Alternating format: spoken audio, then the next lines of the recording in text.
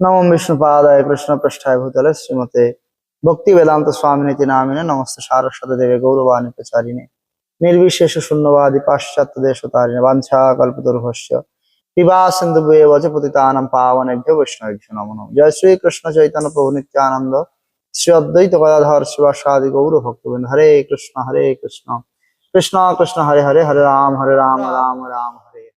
সনাতন গোস্বামী পাদের জীবনী নিয়ে আলোচনা করছিলাম। গতদিন আমরা আলোচনা করেছি কিভাবে সনাতন গোস্বামী পাদ নবাবের আনুগত্যে থেকে, নবাবের অধীনে থেকে রাজকার্য পরিচালনা করছেন এবং রাজকার্য পরিচালনা করার মধ্যে থেকেও মহাপ্রভুর প্রতি, ভগবানের কৃষ্ণের প্রতি তার কত প্রেম, ভক্তি, ভালোবাসা ইত্যাদি রয়েছে। আমরা আজ তার পর থেকে কিছু আলোচনা করব।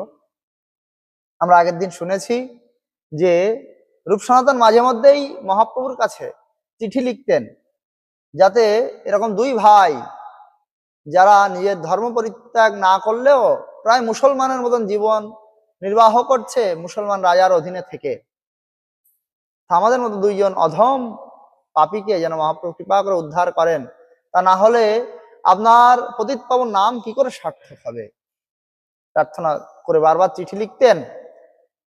একদিন কি হলো, মহাপ্রভু বৃন্দাবন যাবে বলেন, বৃন্দাবন যাওয়ার উদ্দেশ্য করে তিনি নীলাচল থেকে প্রথমে নবদ্বীপে এলেন, শান্তিপুর এলেন, শান্তিপুর থেকে তিনি এই রামকেলিতে এসে উঠলেন।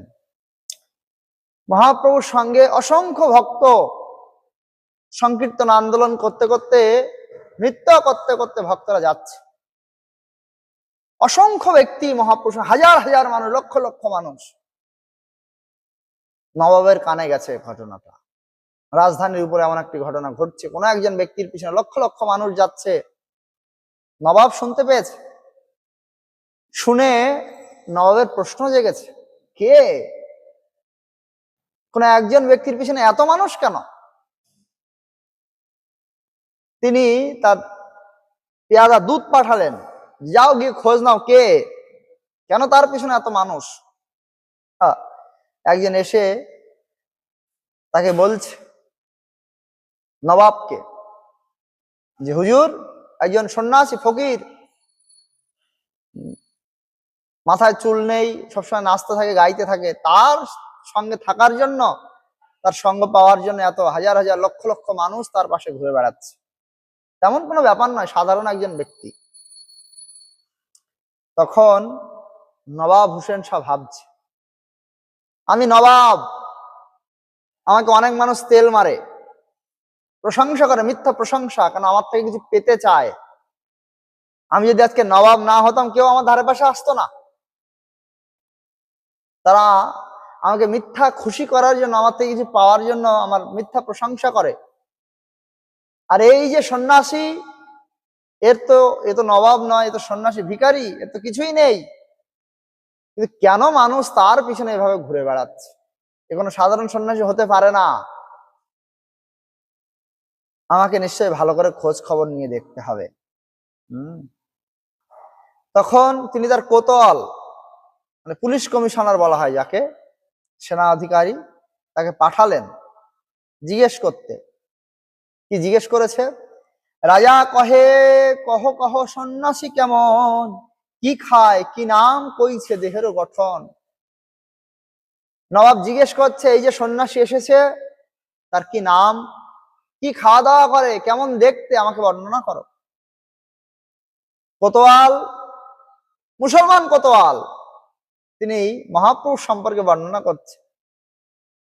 শুনলে মন জুড়িয়ে যাবে, কত সুন্দর।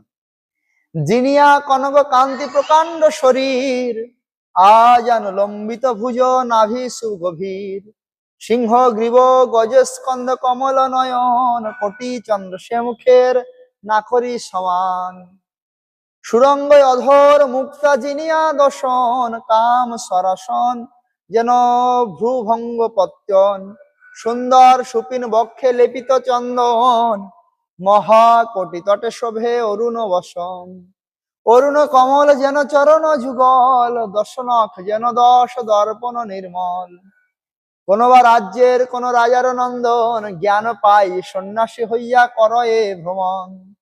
নিরন্তর সন্ন্যাসীর ঊর্ধ্বে রমা বলি, পশনের প্রায় অঙ্গে পুলক মণ্ডলী। ক্ষণে ক্ষণে সন্ন্যাসী হেন কম্প হয়, সহস্র জনেও ধরিবারে শক্তি নয়। দুই লোচনের জল অদ্ভুত দেখিতে, কত নদী বহে যেন হেন না পারি কহিতে। চৈতন্য ভাগবত অন্তলীলা বর্ণনা করা আছে।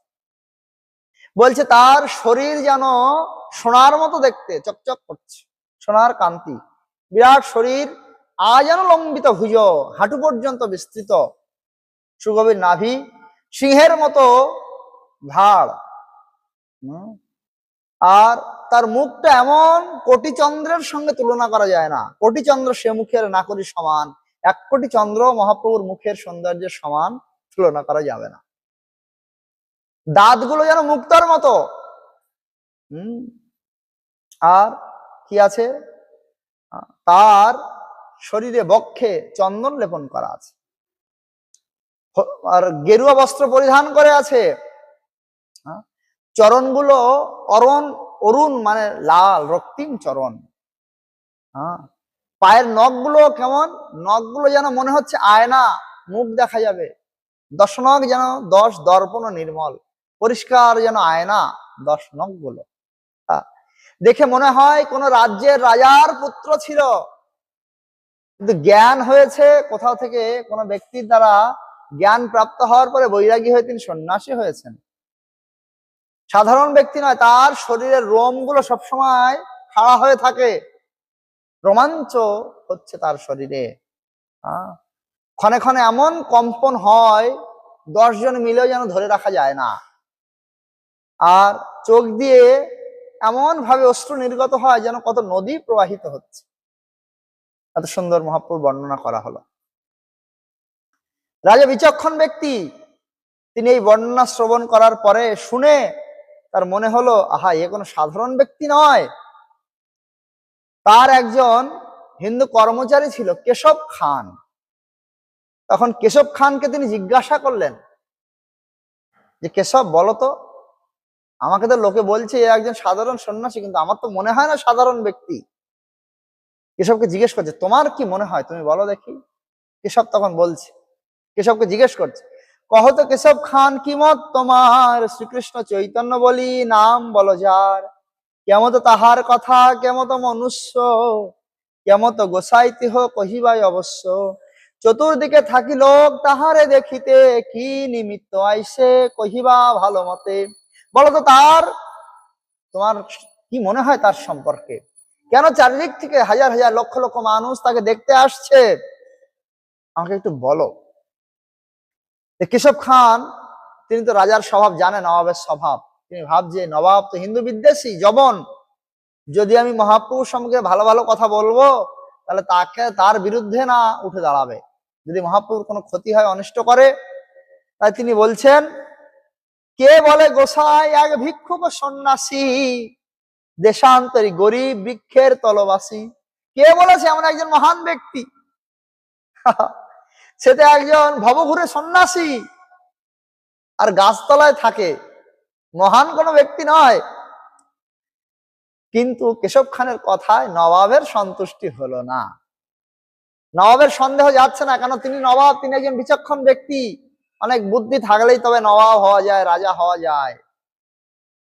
তাই এই কথা শুনে নবাবের মন গলল না। তখন তিনি বলছেন, রাজা বলে গরিব না বলো তানে, মহাদশ হইবে ইহা শুনিলে শ্রবণে।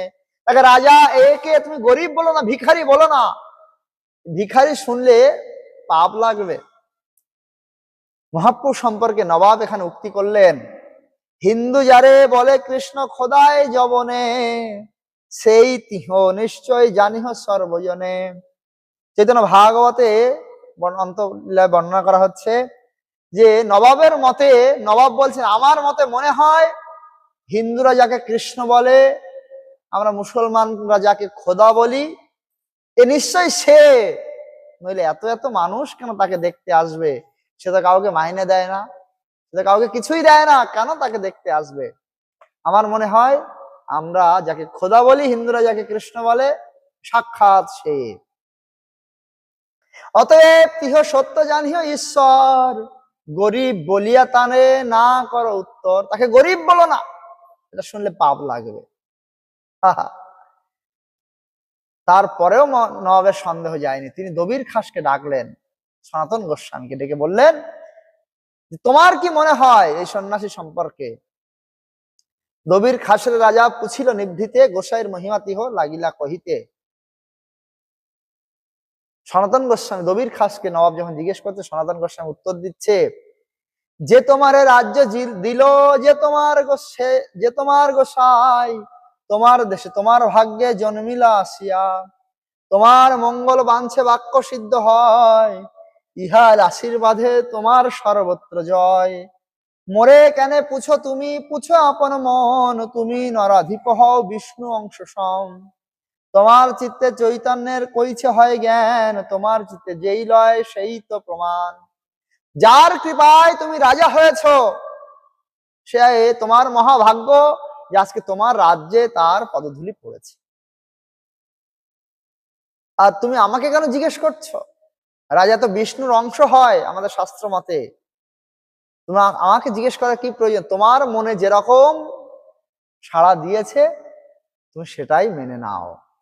অর্থাৎ সনাতন গোস্বামী দবির খাস নবাবকে বললেন যে তোমার মতে যা মনে হয়েছে ইনি সাক্ষাৎ ঈশ্বর, সেটি ঠিক। তখন রাজা উক্তি করলেন, রাজা কহে, শুনো মোর মনে যেই লয়, সাক্ষাৎ ঈশ্বর ইহা নাহিক সংশয়। আমার মনে হচ্ছে ইনি সাক্ষাৎ ভগবান বা খোদা, কোনো সন্দেহ নেই। যাই হোক, তিনি মহাপ্রভু কোনো রকম অনিষ্ট করার চেষ্টা বা চিন্তা করলেন না। তিনি তার লোকদের নির্দেশ দিলেন যাতে এই নবাবের কোনো ক্ষতি না হয়, পাহারা দিয়ে রাখবে। এই সন্ন্যাসী যেন কোনো ক্ষতি না হয়, সবসময় পাহারা দিয়ে রাখবে। যাই হোক, এইভাবে থাকলো। মহাপ্রভুর আগমন হলো। একদিন রাত্রিতে সনাতন গোস্বামী পাদ এবং রূপ গোস্বামী পাদ তাদের রাজবেশ পরিত্যাগ করে, লোক লস্কর সব ছেড়ে দিয়ে, কোনো সিকিউরিটি ছাড়া গরিব বৈষ্ণবের মতো বেশ ধারণ করে মহাপ্রভুর কাছে গিয়ে দেখা করলেন। দুই গুচ্ছ তৃণ দোহে দশনে ধরিয়া, গলে বস্ত্র বান্ধি পড়ে দণ্ডবত হইয়া, দৈনে রোদন করে আনন্দে বিহ্বল, প্রভু কহে উঠো উঠো হইল মঙ্গল। উঠি দুই ভাই তবে দন্তে তৃণ ধরি, দৈন করি স্তুতি করে জোড় হাত করি। সনাতন গোস্বামী রূপ গোস্বামী পাদ দুজন দন্তে তৃণ ধারণ করে দৈন্যতা সহকারে মহাপ্রভুর চরণে গিয়ে গলায় গামছা দেওয়ার মতো উত্তরীয় দিয়ে মহাপ্রভুর চরণে দণ্ডবত প্রণতি হয়ে নিবেদন করলেন। তাদের দৈন্যতা দেখে মহাপ্রভু খুব খুশি হলো, রোদন করছে, কাঁদছে দুই ভাই। মহাপ্রভু তাদের ধরে তুললেন, তুলে বললেন, তোমাদের মহামঙ্গল হয়েছে, আমারও মঙ্গল হয়েছে, ওঠো ওঠো। তখন দুই ভাই উঠে মহাপ্রভুর সামনে হাত জোড় করে স্তুতি নিবেদন করছে। জয় জয় শ্রীকৃষ্ণ চৈতন্য দয়াময়, পতিত পাবন জয় জয় মহাশয়। নিচ জাতি নিচ সঙ্গী করি নিচ কাজ, তোমার অগ্রত প্রভু কহিতে বাঝিলাজ। মত্তুল্য নাস্তি পাপাত্মা না পরাধী ন কশ্চন, পরিহারেয়পি লজ্জা মেকিম ধ্রুবে পুরুষোত্তমে। বললেন, হে মহাপ্রভু, আপনার জয় হোক, কিন্তু আমাদের দুর্দশার কথা কি বলবো? আমরা নিচু কুলে নিচু জাতিতে জন্মগ্রহণ করেছি, আবার নিচু কাজ করছি যবনের অধীনে থেকে। আপনার কাছে বলতে তো আমার লজ্জা হচ্ছে, কিন্তু কি করব? আপনি তো জগাই মাধাইকে আপনার নামা ভাষায় মুক্তি দিয়েছেন, আমরা তার থেকে অধম। তা আপনি কি করুন, যে আমাদের দুই ভাইকে উদ্ধার করুন, তাহলে আপনি যে পতিত পাবন, আপনার এই নাম সার্থক হবে। আপনার থেকে এই ত্রিজগতে আর কেউ শক্তিশালী নেই যে আমাকে উদ্ধার করতে পারবে। তা আপনি আমাদের দুই ভাইকে উদ্ধার করুন, তাহলে আপনার, হে কৃপাময় প্রভু, আমার হেন পতিত মহাপতিতকে উদ্ধার করে জগতে আপনার দয়ার মাহাত্ম্য প্রদর্শন করুন, প্রার্থনা করলেন। মহাপ্রভু তখন বললেন যে তোমরা দুই ভাই আমার দুজন নিত্য সেবক, আজ থেকে তোমাদের নাম দবির খাঁ সাকর মল্লিক নয়, আজ থেকে তোমাদের নাম সনাতন গোস্বামী এবং রূপ গোস্বামী। তোমরা রূপ সনাতন হলে তোমাদেরকে কৃপা করার জন্য, তোমাদের দর্শন লাভ করার জন্য আমি এতদিন ধরে রামকেলিতে অবস্থান করে আছি। তোমরা চিন্তা করো না, অতি শীঘ্রই কৃষ্ণ তোমাদের উদ্ধার করবেন, বন্ধন মুক্ত করবেন, এই জগৎ সংসার থেকে ভগবান তোমাদের উদ্ধার করবেন। এই বলে তিনি রূপ সনাতনের মাথায় হাত রেখে আশীর্বাদ করলেন। দোহে আলিঙ্গিয়া প্রভু বলিল ভক্তগণে, সবে কৃপা করে উদ্ধার করো দুইজনে। দুইজনে প্রভুর কৃপা দেখি ভক্তগণে, হরি হরি বলে সবে আনন্দিত মনে। নিত্যানন্দ হরিদাস শ্রীবাস গদাধর, মুকুন্দ জগদানন্দ মুরারি বক্রেশ্বর, সবার চরণে ধরি পড়ে দুই ভাই, সবে বলে ধন্য তুমি পাইলে গোসাই। মহাপ্রভু দুই ভাইকে আলিঙ্গন করলেন এবং সমগ্র পার্শ্বদ ভক্তবৃন্দ বৈষ্ণবের কাছে মহাপ্রভু বললেন সবাই মিলে দুই ভাইকে কৃপা করো। সবাই তখন নিত্যানন্দ প্রভু, হরিদাস ঠাকুর, শ্রীবাস পণ্ডিত, গদাধর পণ্ডিত, মুকুন্দ জগদানন্দ মুরারি বক্রেশ্বর সবাই হরি হরি বলে আশীর্বাদ করলেন। হরি বল। বৈষ্ণবের কৃপা হয়ে গেলে আর কি চাই জগতে। আচার্যরা এই জন্য ভজন লিখেছেন, বৈষ্ণবের নিবেদনে কৃষ্ণ দয়াময়, এহেন পামর প্রতি হইবেন সদা। বৈষ্ণবের আবেদন কৃষ্ণ দয়াময়। দুই ভাইকে সমস্ত বৈষ্ণব মিলে আশীর্বাদ করলেন, প্রার্থনা করলেন, ভগবান খুব তাড়াতাড়ি তাদের উদ্ধার করলেন। তারপরে কি হলো? এরপরে মহাপ্রভু, ইহা হইতে চলো প্রভু আজি নাহি কাজ, যদ্যপি তোমার ভক্তি করে গৌররাজ, তথাপি যবন জাতি না করিহ প্রতীতি, তীর্থযাত্রায় এত সংঘট্ট ভালো নহে রীতি। যাহা চল সঙ্গে চলো এই লক্ষ কোটি লোক, বৃন্দাবনে যাইবার এ নহে পরিপাটি। রূপ সনাতন তখন মহাপ্রভুকে বললেন, মহাপ্রভু যদিও নবাব আপনাকে অনেক শ্রদ্ধা করে, ভালোবাসে, তবু বলা যায় না এখানে আপনার বেশি দিন থাকা উচিত নয়। জবন্ত মুসলমান, বলা যায় না কোন দিন কোন অনিষ্ট করে বসবে আপনার, আপনি এখানে বেশি দিন থাকবেন না। আর আরেকটি নিবেদন, এই যে আপনি বৃন্দাবনে যাবেন বলে বেরিয়েছেন, কিন্তু লক্ষ কোটি মানুষ নিয়ে বৃন্দাবনে যাওয়ার পরিপাটি নয়। বৃন্দাবনে প্রেমিক ভক্তদের সাথে করে নিয়ে যেতে হয়, অল্প কয়েকজন, গুটি কয়েক। এত এত ভক্তবৃন্দ নিয়ে যদি বৃন্দাবনে যাবেন, বৃন্দাবনের পরিবেশ নষ্ট হবে, হই হুল্লোড় হবে, কোলাহল হবে, আপনি শান্তিতে ভজন করতে পারবেন না, দর্শন করতে পারবেন না। এইভাবে আপনার বৃন্দাবনে যাওয়া উচিত নয়। যাই হোক, এরপরে মহাপ্রভু এই নিবেদন শুনে তিনি আর বৃন্দাবনে যাননি, তিনি রামকেলিতে ফিরে আসেন। রামকেলিতে এসে তিনি ভগবান শ্রীকৃষ্ণের পাদপদ্ম দর্শন করেন।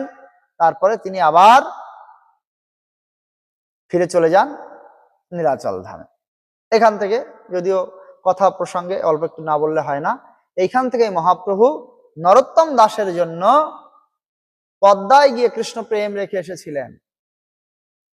সেটা অন্য প্রসঙ্গ, অন্য কথায় আসবো, নরোত্তম দাস ঠাকুরের জীবনে যখন হবে তখন আলোচনা করব। এইভাবে মহাপ্রভু এখান থেকে রূপ সনাতনের কৃপা করে তিনি আবার নীলাচলে ফিরে যান। এদিকে তাদের মনে, রূপ সনাতনের মনে তো ভগবানের প্রতি প্রবল বৈরাগ্য, প্রবল প্রেম রয়েছে। মহাপ্রভু সাক্ষাতের পরে সেই প্রেম আর কয়েক গুণে, শতগুণে বৃদ্ধি হয়ে গেল। আর রাজকার্য ভালো লাগে না, আর এখানে থাকতে চায় না। তারা কি করলেন? শ্রীরূপ গোসাই তবে নৌকাতে করিয়া, আপনার ঘর আইলা বহু ধন লইয়া। রাজধানী রাজপ্রাসাদ পরিত্যাগ করে সমস্ত ধন সম্পত্তি নিয়ে তাদের পূর্বের বাড়িতে ফিরে এলেন। ব্রাহ্মণ বৈষ্ণবী দিল তার অর্ধ ধনে, এক চৌঠি ধন দিলা কুটুম্ব ভরণে।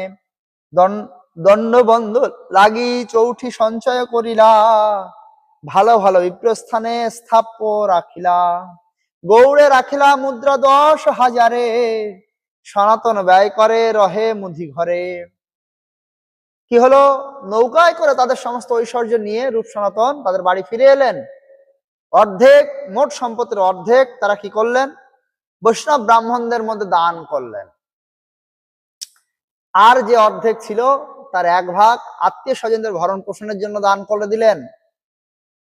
আর যে 4 ভাগের 1 ভাগ ছিল তার কিছু কিছু করে বিভিন্ন সৎ ব্রাহ্মণের কাছে গচ্ছিত রাখলেন।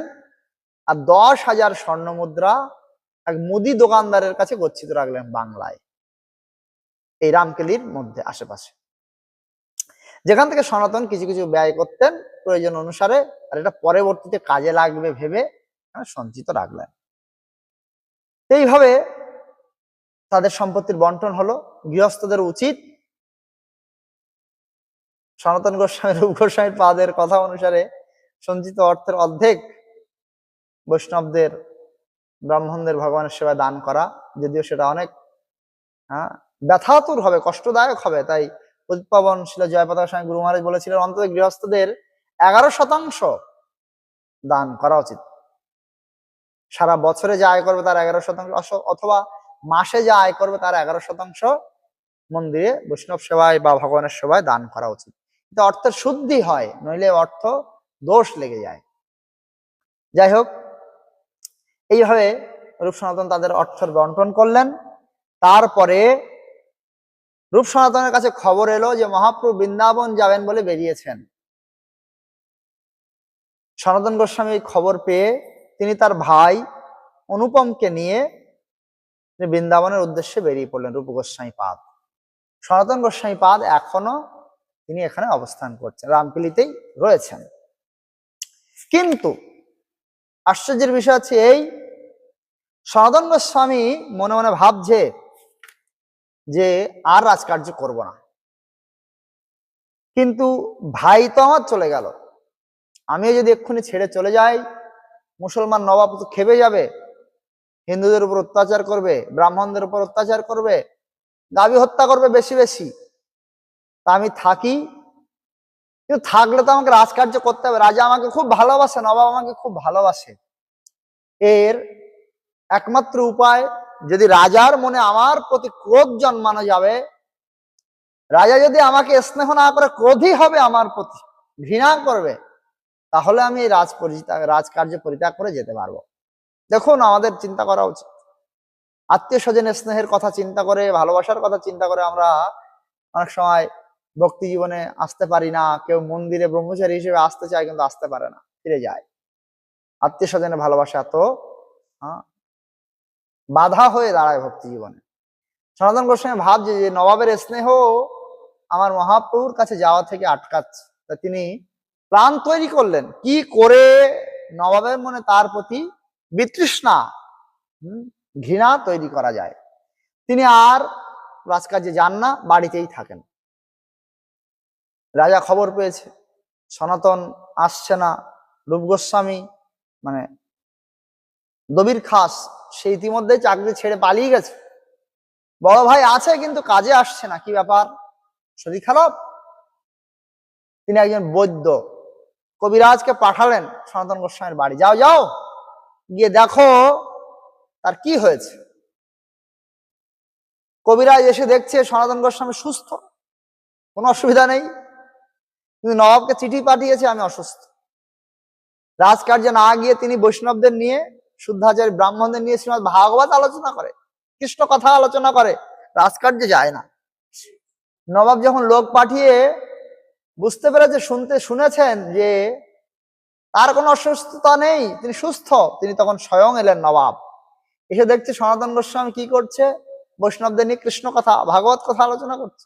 রেগে গেলেন, সনাতন সাগর মল্লিক, এহেন ব্যবহার কেন তোমার?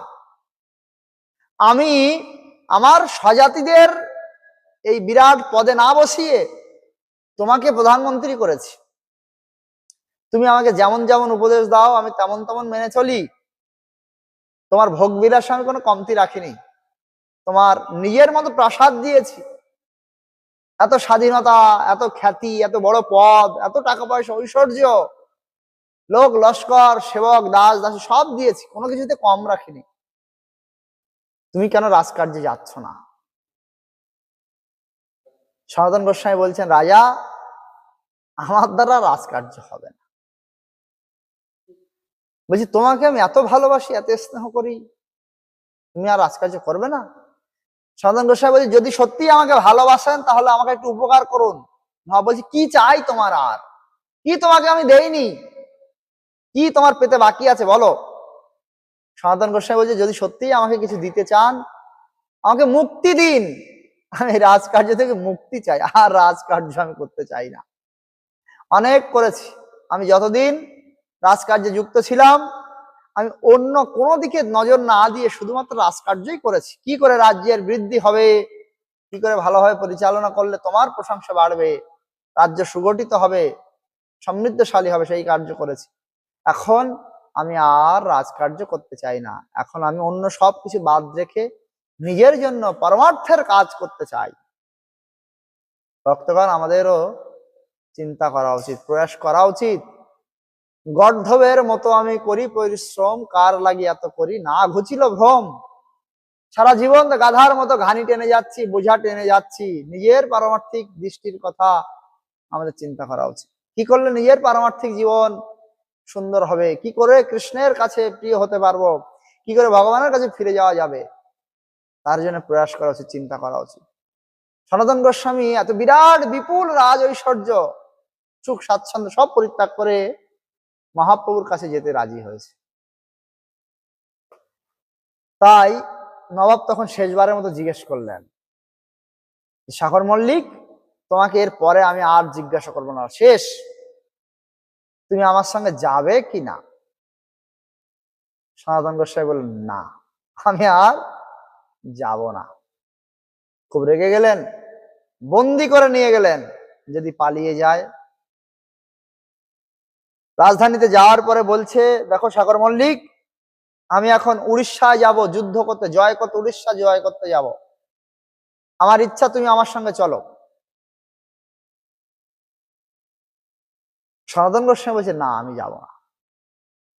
এখন নবাব ভাবছে, যদি আমি একে এইভাবে রেখে এখান থেকে যাই, পালিয়ে যাবে ছোট ভাইয়ের মতো। তিনি কি করলেন, সন্তানকে কারাগারে বন্দী করে রাখলেন এবং তিনি উড়িষ্যা জয় করার জন্য বেরিয়ে পড়লেন। যাওয়ার আগে সনাতন গোস্বামী বলছে যে, নবাব, আমার অনুরোধ, আপনি উড়িষ্যায় যাবেন না যুদ্ধ করতে। কেন না? উড়িষ্যা হিন্দু প্রধান রাজ্য, সেখানে অনেক মন্দির রয়েছে, অনেক বৈষ্ণব রয়েছে, অনেক ব্রাহ্মণ রয়েছে।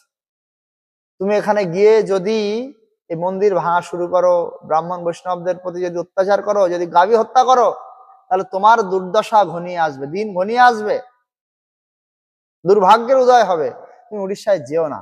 কিন্তু সনাতন গোস্বামীর কথা না শুনে তাকে বন্দি করে রেখে নবাব চলে গেলেন।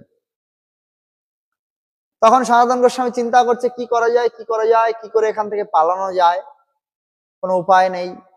না ভেবে শেষমেশ তার মাথায় এলো, একমাত্র যদি এই দারোয়ানকে কিছু ঘুষ দেয়া যাবে তাহলেই আমাকে ছাড়বে, নইলে ছাড়বে না। তিনি তখন কি করলেন, তিনি যে দ্বার রক্ষী ছিল তাকে বললেন যে, তুমি আমাকে ছেড়ে দাও। দ্বার রক্ষী ছাড়তে নারাজ। সনাতন গোস্বামী বললেন, দেখো, আমি যখন প্রধানমন্ত্রী হিসেবে কাজ করতাম, তোমাকে তো আমি কত কিছু দিয়েছি, তুমি আমাকে সেই এর প্রতিদান স্বরূপ ছেড়ে দাও। ছাড়তে নারাজ। তখন সনাতন গোস্বামী লোভ দেখালেন, ঠিক আছে, তোমাকে 5,000 স্বর্ণ মুদ্রা দেব, ছেড়ে দাও। 5,000 স্বর্ণ মুদ্রা মানে মুখের কথা। তখন একটা সোনার টাকায় 8 মণ চাল পাওয়া যেত। এইরকম সোনার টাকা 5,000 দেবে, তবুও ছাড়তে চায় না। তখন সনাতন গোস্বামী লোভটা আরো বাড়িয়ে দিলেন, 7,000 স্বর্ণ মুদ্রা দেয়া হবে। চোখগুলো বড় বড় হয়ে গেল প্রহরীর, এত টাকার লোভকে ছাড়বে? তিনি তখন বলছেন যে আমার তো ছেড়ে দিতে ইচ্ছা হয়, নবাবের ভয়ে তো আমি কিছু করতে পারছি না। তা আপনি এক কাজ করুন। নবাব তখন সনাতন গোস্বামী তাকে বলছে, আপনি এক কাজ করুন, আমাকে ছেড়ে দিন, আমি আমার এই মুখ আর দ্বিতীয়বার বাংলায় দেখাবো না, নবাবের সামনে মুখ আমি আর কোনোদিন দেখাবো না। আর নবাব এসে যখন জিজ্ঞেস করবে তখন বলবেন যে বাহ্যক্রিয়া করতে গিয়ে গঙ্গার ঘাটে গিয়ে পাহাড় থেকে নদীতে ঝাঁপিয়ে পড়েছে, শিকল টিকল সব বাধা ছিল, এইভাবে গঙ্গায় ঝাঁপিয়ে পড়েছে, অনেক খোঁজাখুঁজি করেও আর তাকে পাওয়া যায়নি, মনে হয় মারা গেছে। তো নবাব শুনে নিশ্চয়ই শান্ত হবে। এইভাবে সনাতন গোস্বামী তাকে টাকা ঘুষ দিয়ে এই কারাগার থেকে পালিয়ে রাতারাতি বৃন্দাবন যাওয়ার উদ্দেশ্যে রওনা হয়। তার একজন ভৃত্য ছিল, যার নাম হচ্ছে ঈশান। ঈশানকে নিয়ে রাতারাতি এই রামকেলি পরিত্যাগ করে বাংলা ছেড়ে বৃন্দাবন যাওয়ার উদ্দেশ্যে রওনা দেন। সাথে মাত্র কয়েকটি ঈশান 8টা সোনার টাকা সাথে করে নিয়ে এসেছিলেন। এইভাবে কোথাও কোথাও 10টা বলা হয়, 10টা সোনার টাকা সাথে করে নিয়ে এসেছিলেন। যেতে যেতে একটা গ্রামে এসে উপস্থিত হন। সেখানে বলা হয় পাথরা নামক একটি গ্রাম। এই গ্রামে এসে উপস্থিত হন। এখানে কি হয় যে একজন ভূমিদস্যু ছিল, তিনি অনেক বড় কথা, এইগুলো না দিয়ে আমরা আগে মহাপুরুষ সঙ্গে সাক্ষাৎ হোক, তারপর সনাতন শিক্ষা আলোচনা হবে। তিনি এই ভূমিদস্যুকে এই টাকাগুলো দিতে সম্মত হন। অনেক ঘটনা ঘটে। তারপরে তিনি বলেন যে আমাদেরকে এইখান থেকে পার করে, একটা ছোট পাহাড় ছিল, এই পাহাড় পার করে আমাদের ওপারে পার করে দিন, আমরা যাতে বৃন্দাবনে যেতে পারি ইত্যাদি ভাবে। তখন এই টাকার প্রলোভন দিয়ে তিনি কারাগার থেকে পালান এবং এই পাহাড় পার করে তিনি মহাপ্রভুর সঙ্গে মিলিত হওয়ার জন্য এখান থেকে তিনি বেরিয়ে আসেন। এইভাবে সনাতন গোস্বামী রাজকার্য পরিত্যাগ করে, রাজ প্রাসাদ আদি সবকিছু পরিত্যাগ করে মহাপ্রভুর সঙ্গে মিলিত হওয়ার জন্য বেরিয়ে পড়েন।